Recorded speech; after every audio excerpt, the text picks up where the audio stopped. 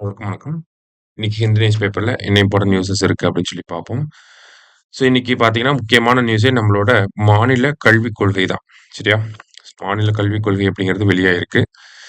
So இத பத்தி பார்த்தோம்னா, ஃபர்ஸ்ட்டு நேஷனல் எஜுகேஷன் பாலிசி அப்படிங்கிறது 2020ல வந்திருக்கும். இந்த நேஷனல் எஜுகேஷன் பாலிசிய வந்து ரெக்கமெண்ட் பண்ணது யாருன்னா, கஸ்தூரி ரங்கன் அப்படிங்கிற கமிஷன் தான். ஓகேவா? கஸ்தூரி ரங்கன் கமிஷன் தான் வந்து நேஷனல் எஜுகேஷன் பாலிசிய வந்து ரெக்கமெண்ட் பண்ணியிருப்பாங்க. நேஷனல் எஜுகேஷன் பாலிசி 2020ல நமக்கு வந்திருக்கும். ஸோ இந்த நேஷனல் எஜுகேஷன் பாலிசி நம்ம தமிழ்நாட்டுல இம்ப்ளிமெண்ட் பண்றோமான்னா கேட்டா கிடையாது. ஓகேவா? ஏன்னா அதுல வந்து 3 லாங்குவேஜ் பாலிசி அப்படிங்கிறத வந்து ப்ரொபோஸ் பண்ணியிருக்காங்க. நம்ம எப்பயுமே 2 லாங்குவேஜ் பாலிசி தான் வந்து அக்செப்ட் பண்ணிக்குவோம். சரிங்களா? 1968லயே நம்ம 2 லாங்குவேஜ் பாலிசி அப்படிங்கிறத கொண்டு வந்துட்டோம். அப்போலிருந்தே நமக்கு 2 லாங்குவேஜ் பாலிசி தான். சரியா? ஸோ இந்த நேஷனல் எஜுகேஷன் பாலிசிய தமிழ்நாட்டுல இம்ப்ளிமெண்ட் பண்ண மாட்டோம் அப்படிங்கிறத சொன்னதுக்கு அப்புறமா, தமிழக அரசாங்கம் என்ன பண்றாங்கன்னா, முருகேசன் அவர்கள் தலைமையில ஒரு கமிட்டி போடுறாங்க. சரியா? முருகேசன் ஆணையம் அப்படிங்கிறது போடுறாங்க. 14 மெம்பர்ஸ் இருப்பாங்க அந்த கமிஷன்ல. சரியா? ஸோ அந்த கமிஷன் என்ன பண்றாங்கன்னா, தமிழ்நாட்டுல இந்த எஜுகேஷன் பாலிசி அப்படிங்கிறத பத்தின ஒரு ஸ்டடிய கண்டக்ட் பண்ணி, ஒரு பாலிசிய வந்து அவங்க ரெக்கமெண்டேஷன் குடுத்திருப்பாங்க. ஸோ அந்த ரெக்கமெண்டேஷன் பாலிசியோட ஃபைனல் வெர்ஷன் தான் இப்ப நமக்கு வெளியாயிருக்கக்கூடிய மாநில கல்விக் கொள்கை. இந்த மாநில கல்விக் கொள்கை அப்படிங்கிறது 2 பார்ட்டா இருக்கு. ஸ்கூல் எஜுகேஷனுக்கு ஒரு பார்ட்டாவும், ஹையர் எஜுகேஷனுக்கு ஒரு பார்ட்டாவும் இருக்கு. நேத்து ரிலீஸ் ஆனது பார்த்தீங்கன்னா, ஸ்கூல் எஜுகேஷனுக்காக இருக்கக்கூடிய பாலிசி தான். சரியா? இன்னும் ஹையர் எஜுகேஷன் பாலிசி ரிலீஸ் ஆகல. இத நம்ம எக்ஸாம் பாயிண்ட் ஆஃப் வியூல எப்படி பார்க்கலாம்னா, மெயின்ஸ்ல தான் இந்த பாலிசியோட முக்கியமான ஃபீச்சர்ஸ வந்து எழுதுங்க. சிக்னிஃபிகன்ஸ் எழுதுங்க அப்படி சொல்லலாம். சரியா? ஸோ அந்த ஆஸ்பெக்ட்ல தான் இத நம்ம பார்க்குறோம். ஃபர்ஸ்ட் என்ன குடுத்திருக்காங்க அப்படின்னா, நமக்கு நோ டிடென்ஷன் பாலிசி அப்படிங்கிறத கன்டின்யூ பண்ண போறோம் அப்படின்னு சொல்லியிருக்காங்க. அதாவது தமிழ்நாட பொறுத்தவரைக்கும் பார்த்தீங்கன்னா, நோ டிடென்ஷன் பாலிசி 8ஆம் வகுப்பு வரைக்கும் கட்டாயமா தேர்ச்சி அப்படிங்கிறது இருக்கு. மத்திய அளவுல இத வந்து ரைட் டூ எஜுகேஷன் ஆக்ட் கீழ கொண்டு வந்திருப்பாங்க. அதுக்கப்புறம் மத்திய அரசாங்கம் 2019ல இந்த right to education act amend பண்ணதுக்கு அப்புறமா, அந்த நோ டிடென்ஷன் பாலிசி அப்படிங்கிறத ஸ்கிராப் பண்ணிருப்பாங்க. இந்த சென்ஸ் அது வந்து மாநிலங்கள் வேணும்னா பயன்படுத்திக்கலாம், வேணாம்னா விட்டுறலாம் அப்படின்னு சொல்லியிருப்பாங்க. அததான் நம்ம ஸ்கிராப் பண்ணிட்டாங்க அப்படின்னு சொல்றோம். தமிழகத்த பொறுத்தவரைக்கும் பார்த்தீங்கன்னா, நோ டிடென்ஷன் பாலிசி நம்ம கன்டின்யூ தான் பண்ண போறோம். ஓகேங்களா? அது முன்னாடியே தெரிஞ்ச ஒரு விஷயம் தான். ஏன் நம்ம இத கன்டின்யூ பண்றோம் அப்படின்னு சொல்லி பார்த்தீங்கன்னா, அப்பதான் மாணவர்கள் வந்து பள்ளிக்கு வருவாங்க. ஓகேவா? இந்த அ ரிட்டென்ஷன் ரேஷியோ அப்படின்னு சொல்லுவாங்க. இந்த ரிட்டென்ஷன் ரேஷியோவ இம்ப்ரூவ் பண்றதுக்காகவும், டிராப் அவுட் ரேஷியோவ நம்ம வந்து கம்மி பண்றதுக்காகவும் தான் இத நம்ம பண்றோம். சரியா? ஸோ அதுதான் முக்கியமான விஷயமா இருக்கு.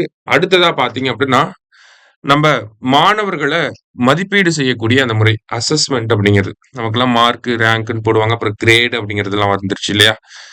ஸோ இப்ப எப்படியான ஒரு அசஸ்மென்ட் இருக்க போகுதுன்னா, எக்ஸாம்ஸ மட்டும் பேஸ் பண்ணி இல்லாம, அவங்க பண்ணக்கூடிய ப்ராஜெக்ட், அசைன்மென்ட் இது எல்லாத்தையும் பேஸ் பண்ணி அவங்களோட மார்க்ஸ் வந்து ரிஃப்ளெக்ட் ஆகும் அப்படிங்கிறத சொல்லியிருக்காங்க. அடுத்ததா பார்த்தீங்க அப்படின்னா, ஸ்கில் இன்டகிரேஷன்.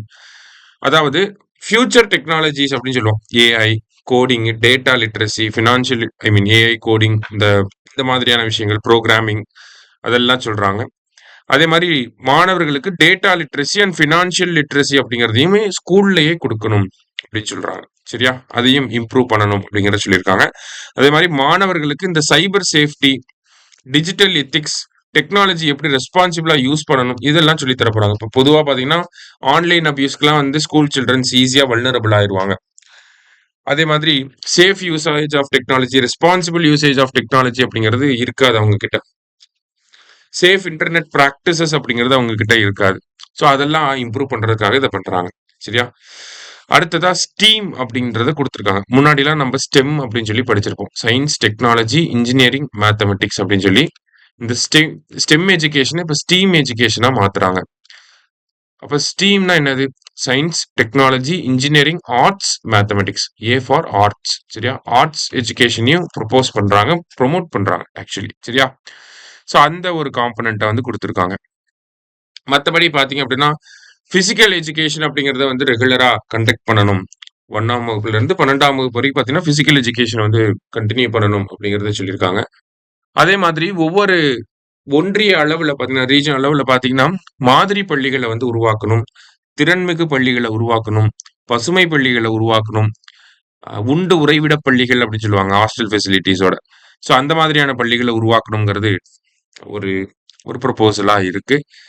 அதை தாண்டி பார்த்தீங்கன்னா நமக்கு சோஷியல் சொசைட்டியோட கான்ட்ரிபியூஷன் அதை இம்ப்ரூவ் பண்றதுக்காக இந்த ஸ்கூல் மேனேஜ்மெண்ட் கமிட்டிஸ், அடுத்ததா பார்த்தீங்கன்னா பேரண்ட் டீச்சர்ஸ் அசோசியேஷன், விழுதுகள் திட்டம் இருக்கு, நம்ம ஊரு நம்ம பள்ளி அப்படிங்கிற திட்டம் இருக்கு. இந்த மாதிரியான திட்டங்களை ஊக்குவிக்கணும் அப்படிங்கறத சொல்லியிருக்காங்க. சரியா? அடுத்தது மாணவர்களுக்கு வந்து இந்த ரீடிங் ஹேபிட்ட அதிகப்படுத்துறதுக்காக 1ஆம் வகுப்புல இருந்து 3ஆம் வகுப்பு வரைக்கும் படிக்கக்கூடிய மாணவர்களுக்கு நூலக பயன்பாட்டை அதிகப்படுத்தணும் அப்படின்னு சொல்லியிருக்காங்க. நெக்ஸ்ட் ஸ்லாஸ் அப்படிங்கிற ஒரு சர்வே இருக்கு. ஸ்டேட் லெவல் அசஸ்மெண்ட் சர்வே அப்படின்னு சொல்லுவாங்க. இந்த ஸ்லாஸ் சர்வேவை வந்து 3ஆம் வகுப்பு, 5ஆம் வகுப்பு, 8ஆம் வகுப்புக்கு எடுப்பாங்க. சரியா? 3, 5, 8 அவங்க கற்றல் விகிதங்கள்லாம் எப்படி இருக்கு அப்படிங்கிறத அனலைஸ் பண்றதுக்கு ஹெல்ப்ஃபுல்லா இருக்கு. ஸோ இதை தொடர்ச்சியா கண்டினியூ பண்ணணும் அப்படின்னு சொல்லியிருக்காங்க. அடுத்து எஜுகேஷனை வந்து ஸ்டேட் லிஸ்ட் கொண்டு வரணுங்கிறது ஒரு பொலிட்டிக்கல் டிமாண்டாகவும் இருக்க தான் செய்யுது. அடுத்ததா பாத்தீங்கன்னா தமிழ் மொழி அப்படிங்கிறது கட்டாயமா 10ஆம் வகுப்பு வரைக்கும் இருக்கணும். கட்டாயமா தமிழ் மொழியை படிக்கணும். அது என்ன டைப் ஆஃப் அஃபிலியேஷனா இருக்கலாம். ஸ்டேட் போர்டா இருக்கலாம், இல்ல சிபிஎஸ்இ, ஐசிஎஸ்இ என்ன வேணாலும் இருக்கலாம். ஆனா தமிழ் மொழியை வந்து 10ஆம் வகுப்பு வரைக்கும் தமிழ்நாட்டுல இருக்கீங்க அப்படின்னா படிச்சுதான் ஆகணும் அப்படின்னு சொல்லிட்டாங்க. அதுக்கு ஒரு சட்டமும் இருக்கு. ஆக்சுவலி பாத்தீங்கன்னா தமிழ்நாடு தமிழ் லேர்னிங் ஆக்ட் அப்படின்னு சொல்லி 2006 ஒரு சட்டம் கொண்டு வந்திருப்பாங்க. அந்த சட்டத்தின் அடிப்படையில் தமிழ்ல வந்து 10ஆம் வகுப்பு வரைக்கும் எல்லா விதமான அஃபிலியேஷனும் கண்டிப்பா அதை இம்ப்ளிமெண்ட் பண்ணணும் அப்படிங்கிறத சொல்லியிருக்காங்க. சரியா? அதே மாதிரி கடைசியா பாத்தீங்கன்னா ஆப்வியஸ்லி டீச்சர்ஸோட குவாலிட்டியை வந்து இன்க்ரீஸ் பண்றதுக்காக டீச்சர்ஸ்க்கு வந்து நிறைய trainings, skill trainings, online trainings அது எல்லாமே கொடுக்கணும் அப்படின்னு சொல்லி பாலிசியில கொடுத்துருக்காங்க, சொல்லியிருக்காங்க. முக்கியமான ஒரு பாலிசி. நிறைய முக்கியமான விஷயங்கள்லாம் இருக்கு. நிறைய எதிர்பார்த்த விஷயங்கள் இதுல இருக்கு, ரிஃப்ளெக்ட் ஆகுது. சரியா? சோ இன்னைக்கு நியூஸ் பேப்பர்ல இருந்த முக்கியமான விஷயம் இதுதான். நன்றி. சுரேஷ் IAS அகாடமி, வெற்றியின் முகவரி.